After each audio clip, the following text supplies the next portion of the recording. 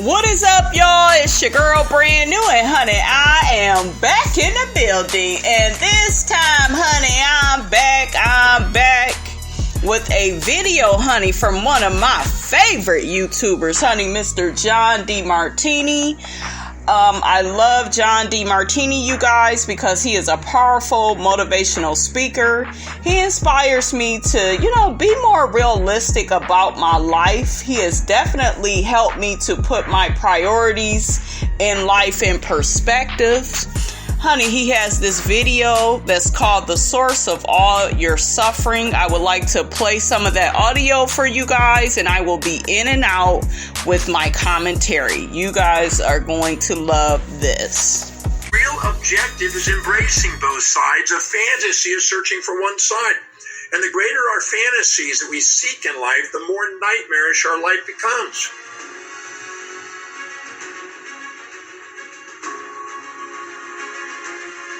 John Milton said, you can make a heaven out of a hell or a hell out of a heaven. There is no such thing as a one-sided event unless you, with your mind, are choosing to subjectively bias your interpretation, label it so. And you've created your suffering by your narrow-mindedness. Every event has two sides. If you choose to see only one side and label it positive or negative, well, you just increased your suffering. COVID is a good example. I've seen some people go, Saint COVID. They see all the upsides. I've seen other people see all the downsides. They're fearing the loss of this. They're fearing the gain of this. COVID has two sides. There's advantages and disadvantages it's bringing you in your life. If you can see them both at the same time, you're going to reduce your suffering. Now, let's take that and let's put it into neurological constructs. Your brain is set up with a forebrain and a hindbrain. Your forebrain is for foresight, your hindbrain is for hindsight. Your forebrain is for pre-planning, and the other one is for reacting. Proacting, reacting.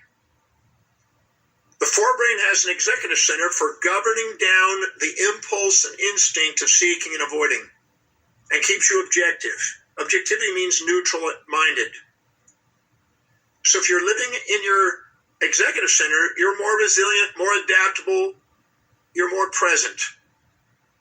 If you're not, you're going to go into your amygdala. When you're living in your amygdala, you're going to be trying to avoid pain and seek pleasure. And therefore, you're searching for one side that doesn't exist, and you're trying to avoid that which is unavoidable. So suffering is a survival strategy of the animal part of our brain called the amygdala. Now, you probably have known that I've never done a talk without talking about values. Well, this is no exception. Everybody has a set of priorities in life, a set of values in life, things that are most to least important in life, that's unique to them, like a fingerprint. Whenever an individual lives by their highest value, the blood glucose and oxygen goes into the forebrain, where you're more objective, you're more neutral, you're more resilient, more adaptable, less distressed, more proactive, and you're disciplined, reliable, and focused, and you achieve and you expand yourself. Now, really quickly, you guys, before he continues, I was always asked that, well, why do you have a YouTube channel? Why do you have a podcast? Why don't you work more at these other jobs? Because it's not my ministry. You all know I work in the mental health field. I am very passionate about advocating for my clients in the mental health field, so that they can have the best quality of life possible, right? So I love what I do as far as that. I will always do that. I do have another part-time job that's a hobby of mine. I like what I'm doing at that job. But I feel like my podcast is home. It's where I can be myself. It's where I am an entrepreneur. It represents who I am and who I want to be in this world. Do you see what I'm saying? It's my calling. in life, we all have a calling. We all have something that we are supposed to do. And I feel like when your life is all over the place and you're doing all these lower priority things, you're going to be scattered. You're going to be undisciplined. You're going to be unfocused. You're going to be confused. You're not going to be passionate about what you're doing, because you're not doing what's the most important to you. You can't copy off of what somebody else is doing. Do you see what I'm saying? You can't say, well, Peter is over here doing this and I need to copy him. And no, you got to figure out who you are, what you stand for, what you represent. And ever since I was a little girl, I always knew that. I always knew who I was. I always was different from the other children at school. I always wanted to be an actress. Always. Set was a calling. Self-expression teen theater. You know, those little clips you guys keep seeing on my YouTube channel. I got to travel with that group. I would be out of school for days at a time, you know, traveling, performing, dancing, acting, you know, just doing my dream. Do you see what I'm saying? So now that, you know, I have my podcast, it's like I am living the second half of that dream. But now, you know, I'm doing something else, you know, that speaks to my soul. I love connecting with you all. It feels amazing. You know what I'm saying? It feels amazing to be educating and entertaining people and making them feel good. That's what I'm meant to do. So that is why I give my all and most of my time to my podcast, because this is what I stand for the most out of everything that I do. This is who I am. This is what I love to do. And I never get tired of doing my podcast. I could get tired at all these other jobs. I could go in tired. I could leave tired. I could have attitude. Never when it's time to do my podcast. Always look forward in the morning to doing it, to talking to you all, making you all laugh, making you all think, thought-provoking thoughts. I love having mentally stimulating conversations about love, relationships, mental health, celebrity gossip. I love all of that. So please, guys, give this video a chance. Really listen and take in everything that this man is saying, because he makes so many valid points. Okay? And if you are ready to really hear this, you will hear what he's saying. You know, when the student is ready, the teacher appears. I really do believe in that statement. They call them executives that have self-governance. What they mean by self-governance is they're governing the distractions of impulses and instincts of their lower brain's responses of survival. They're in thrival, not survival. But the second they do lower priority actions, and don't live by highest priorities, the unfulfillment that comes from lower priority actions, because when you're doing things that are high in your priority, you feel fulfilled. When you're doing things low in your priority, you feel overwhelmed. One's on top of the world's on top of you. One, you're resilient and adaptable and you're grateful, and the other one, you're ungrateful and you feel the world's running your life. The second you do low priority things, either because you've injected values of others, trying to please everybody else, and lost your own focus and clouded the clarity of your own mission in life, you're going into your amygdala. Your amygdala is going to try to separate the inseparables, divide the indivisibles, and make you seek that which is unobtainable and try to avoid that which is unavoidable. And you increase your fears, the fear of loss of that which you seek, the fear of gain of that which you try to avoid. So suffering is a byproduct of not living by highest priority. Suffering is a byproduct of having an amygdala want to avoid pain and seek pleasure all the time. Wanting to avoid challenge and seek support. Wanting to avoid difficulty and seek ease. You're looking for a one-sided world. Imagine you're in a relationship with somebody that you're dating or married to.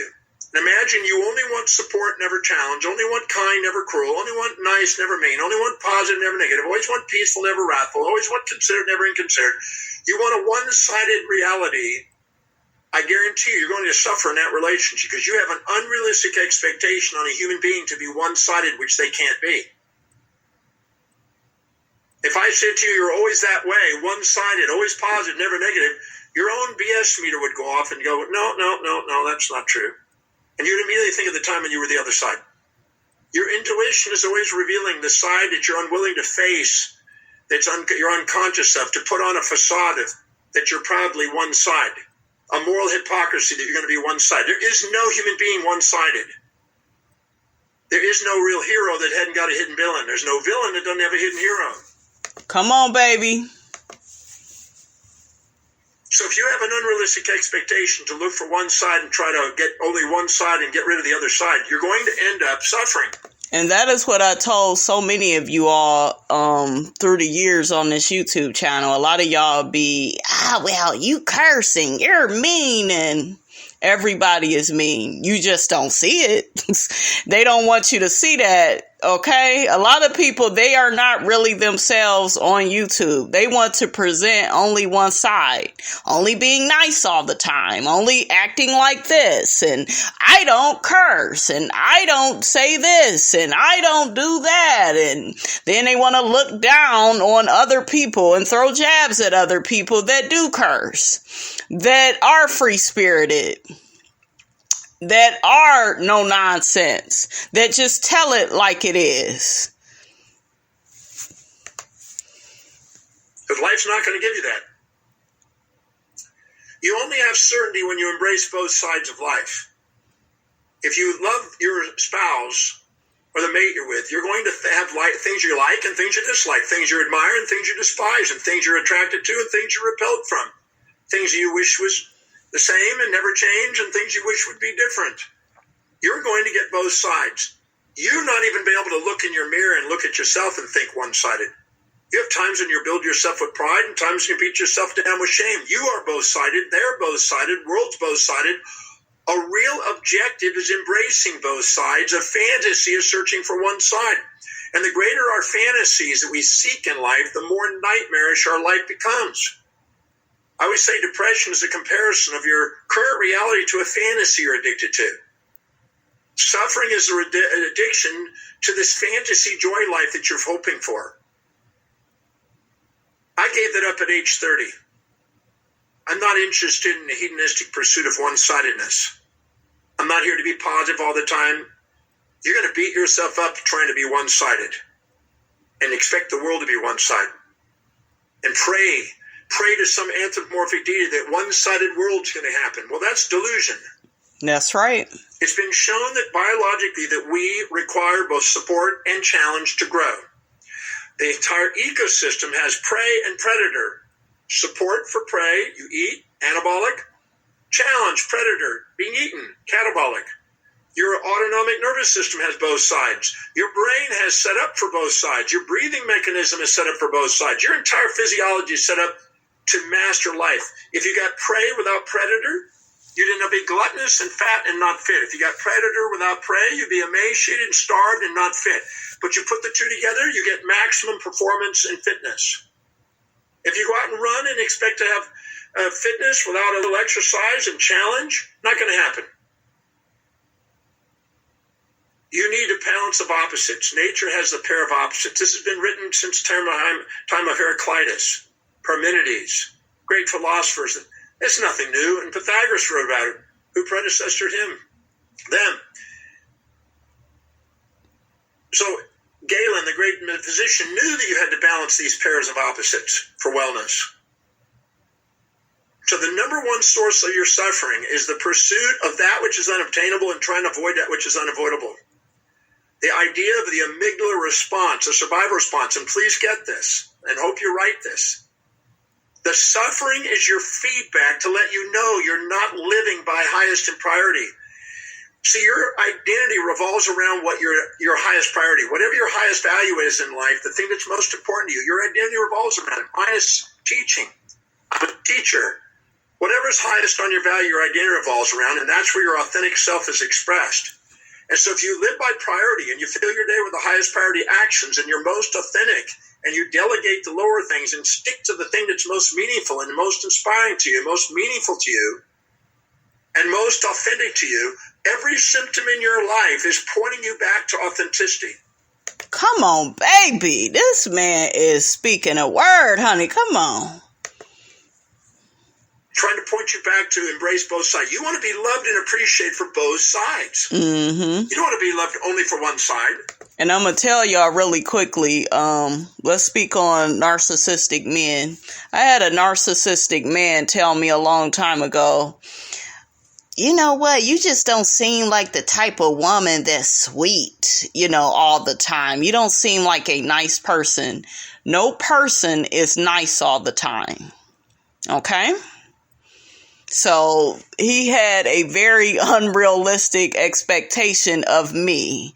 And he's a narcissist. Narcissists are delusional. It is a mental health disorder. Okay? These people really do believe their own lies. And they live in this fantasy world of, well, that person is mean. That person is nice.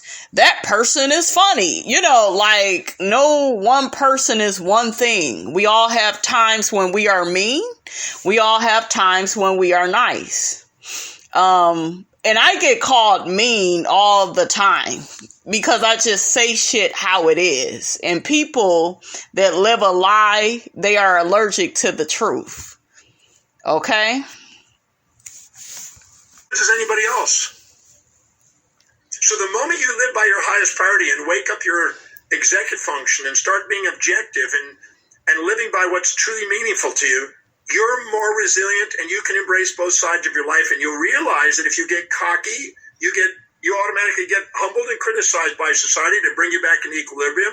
And if you get humbled, you get lifted up by society, get you in equilibrium. Everything going on in your life, your physiological symptoms, your psychological symptoms, your business responses, your sociological feedback, your family's response are all trying to give you a feedback to embrace both sides and be yourself. Your authentic self embraces both. I'm not a hero or a villain. I'm a combination of the two. I'm not a saint or a sinner. I'm a combination of the two. That's right. We all are that way, honey, okay? So there is no such thing of, oh, that's a nice person. You such a nice person. We all can be nice. We all can be mean, depending on, the situation. That's what that's what being human means, is to have a lot of different sides. I'm a pair of opposites. An individual is an undivided being. A persona is a mask we wear that covers up our true nature, our whole nature. In the study of physics, in thermodynamics, there's a thing called entropy. Entropy is the tendency to go from order to disorder. And entropy is defined by Claude Shannon and others as missing information, which psychologists call the unconscious. So if we're blinded and we're thinking we're all proud and we're only seeing the upsides and we're blinded to our downsides, we attract events to humble us, pride before the fall. If we're looking only at the downsides, we get supporters to lift us up, supporters. The tall poppy syndrome and the dole in Australia, they used to call it. Everything is trying to get us back into authenticity. If we're proud, that's a facade. If we're ashamed, that's a facade. If we're infatuated, that's a facade on somebody else. If we're resentful, that's a facade on somebody else. We're not seeing who they are. We're seeing only one side, and we're narrowing our mind with a bias. And the more we polarize it in good or bad or right or wrong, or any absolute black and white thinking is going to make us suffer. Because we have no resilience, no adaptability, because we fear the loss of that which we make all positive, and we fear the gain of that which we make all evil. That's why the Savior and the devil was used in Christianity as a ploy for that state of mentality and you might say polarization. But the true, in a sense, love in the center. Love's the synthesis of these pairs of opposites. The mean is the synthesis between pairs of opposites, as Aristotle described. The moment we brace both sides simultaneously and see both sides, and we're now neutral, we're one side or the other, we're centered. We're empowered. We don't suffer. We're grateful. Our executive center comes in, and it's our gratitude center, and we're grateful because we see the hidden order in the apparent chaos. Chaos and disorder is missing information. Order is seeing all the information. Mindfulness, it's called, not mindlessness. So the source of our suffering is very simple. It's our addiction to fantasies about how life's supposed to be. And one of the common ones is you expect other people to be one-sided. I expect them to be more kind than cruel, more nice than mean, more positive, negative, more happy than sad, more one-sided.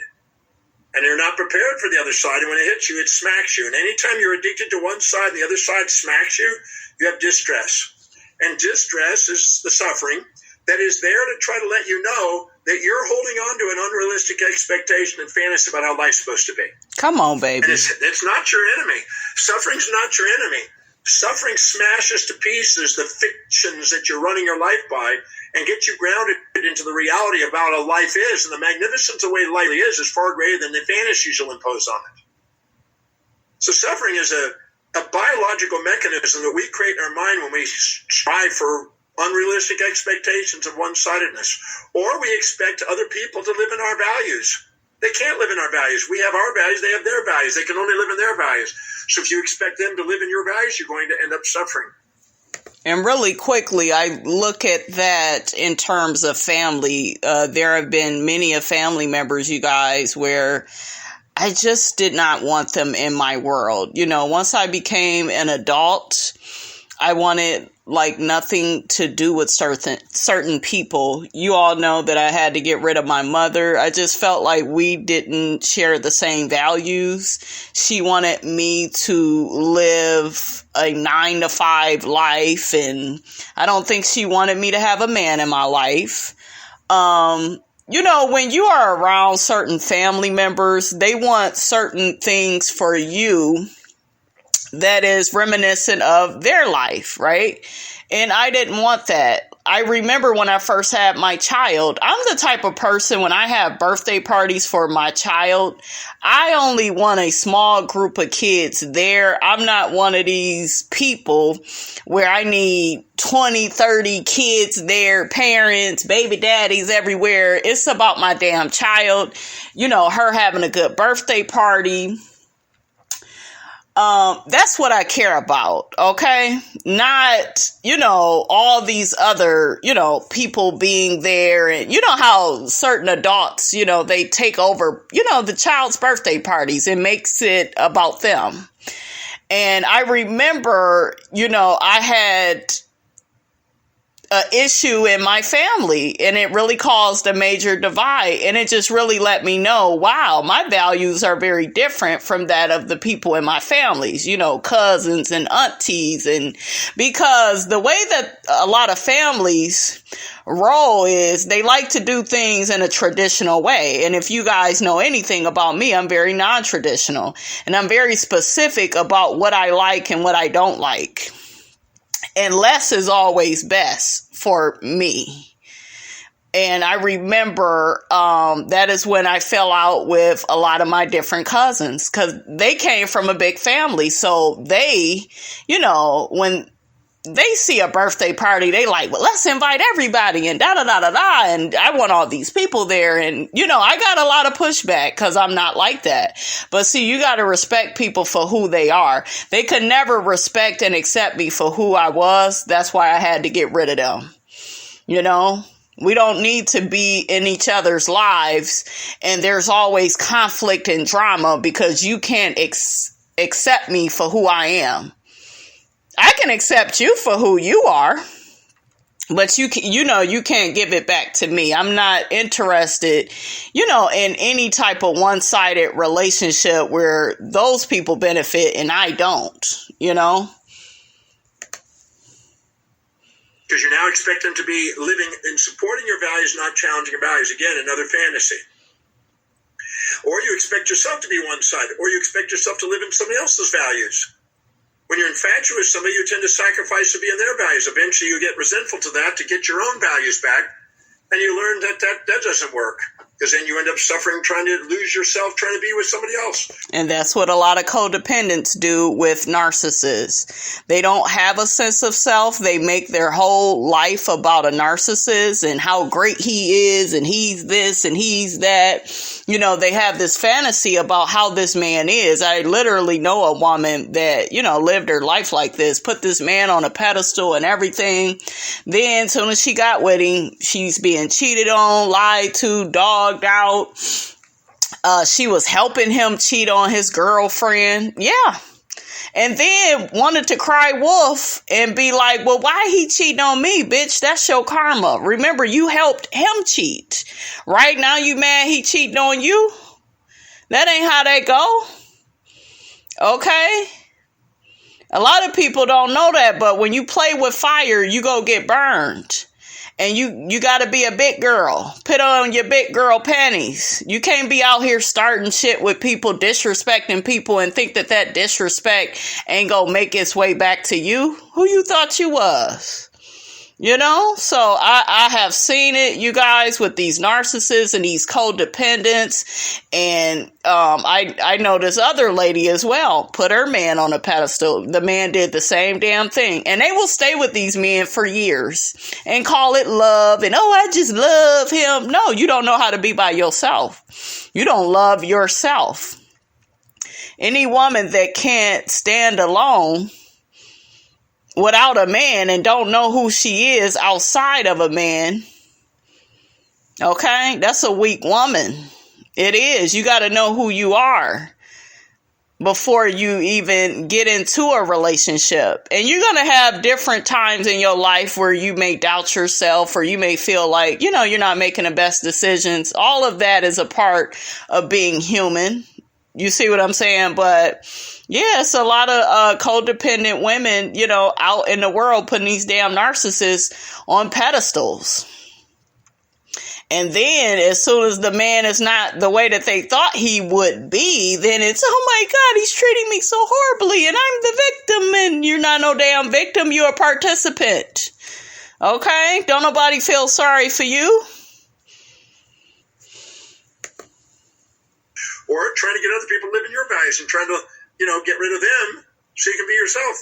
Both of those end up not working.